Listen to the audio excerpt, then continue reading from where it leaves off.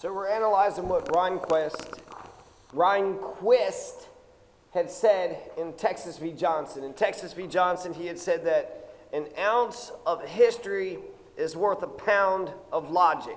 He said it differently. A page of history is worth the volumes of logic or some shit like that. But essentially, a little bit of history, one page, right? So you're going to read 2 pages, is equal to volumes of logic. I just don't believe it. I just don't believe that. I do believe that one bird in the hand is better than 2 in the bush. I believe an ounce of prevention is worth a pound of cure. All right, so Angel in the Whirlwind. We're going to read 2 pages of history, and then we'll see if that determines whether or not freedom of speech covers the right to burn the American flag. Okay, is that expression? Is that speech? Is that protected speech? Page 186, Angel in the Whirlwind, 186 to 187. To me for assistance. He had not above 600 subscribers when I first assisted him.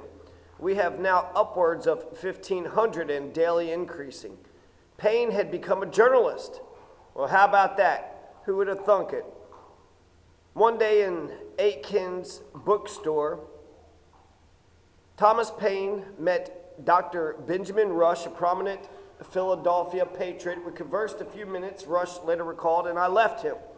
Soon afterwards, I read a short essay published March 8, 1775, with which I was much pleased. Against the slavery of the Africans in our country, in which I was informed was written by Mr. Paine. This excited my desire to become better acquainted with him.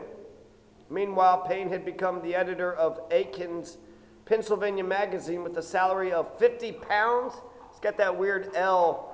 It's not a dollar sign, it's like a L. Is that lira? Why would they be paying in lira? No, it has to be pounds, right?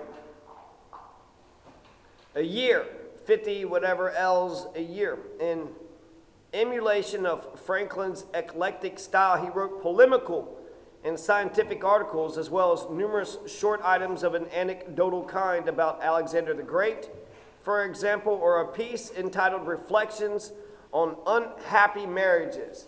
Oh, shit. Thomas Paine is about to weigh in on marriage. Are you all paying attention? Pay attention, Henry. Pay attention, Nathan, Rosa.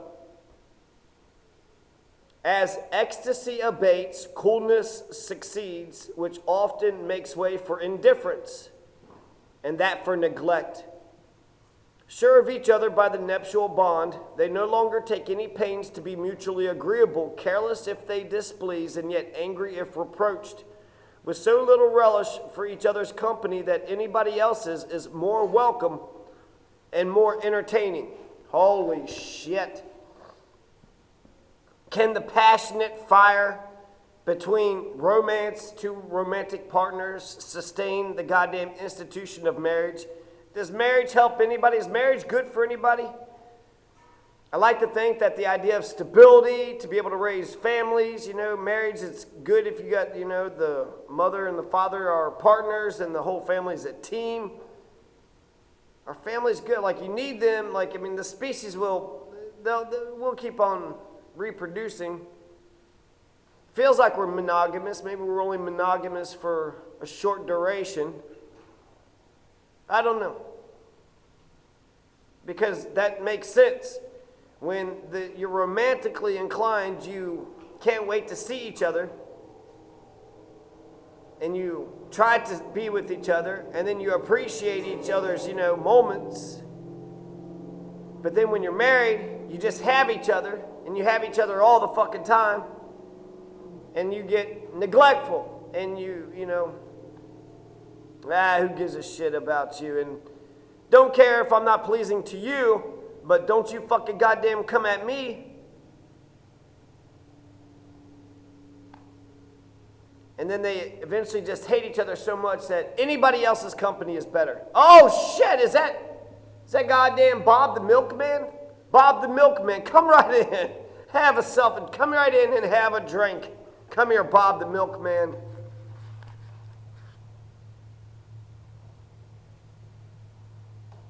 Is that the Culligan man? Come right in, Culligan man. No, you want a goddamn motherfucking pizzeria? You want some pizza rolls? 1 month after Payne became editor of Aiken's Medicine magazine, blood was shed at Lexington and Concord, and in his next issue contained a notable summary of Lord Chatham's great parliamentary speech in which he warned the crown of the British Empire would lose its luster if robbed of so principal a jewel as America. In a footnote implying his own hatred of George III, Thomas Paine remarked, the principal jewel of the crown actually dropped out in the coronation. Thomas Paine's antipathy to the monarchy, of course, did not derive from his American experience. He was an alienated intellectual who for 37 years had lived in impecunious obscurity. He lived in impecunious obscurity at odds with the British establishment. Yet even as a child, he seems to have had some strange intimation of the variability of the fortunes of empires as suggested by an epitaph he wrote for a crow he buried in his yard. Here lies the body of John Crow, who once was high, but now is low. Ye, brother crows, take warning all, for as you rise, so must you fall. Thomas Paine was understandably concerned at first that the outbreak of fighting, excuse my perfidious prattle, excuse my ignominious bluster. I told this woman she was being an asshole. Somebody said, you're college educated. Can't you say something nice? If I would have been like, I'm sick of your ignominious bluster. Why are you always ignominiously blustering at me? Your bluster is ignominious. All that prattle, all that perfidious prattle, that cretinous cant. Your cretinous cant. It's his. Let him eat his.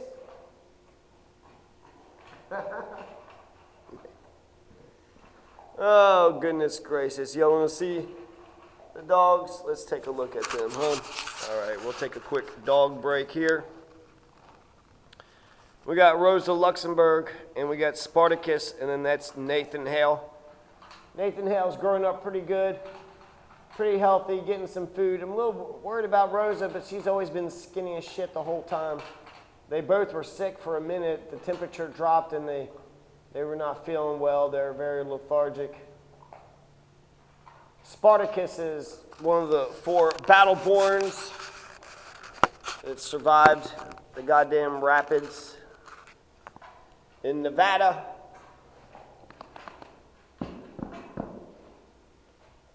Thomas Paine was understandably concerned at first that the outbreak of fighting would disrupt his new livelihood. He wrote to Franklin, I thought it very hard to have the country set on fire about my ears almost the moment I got into it.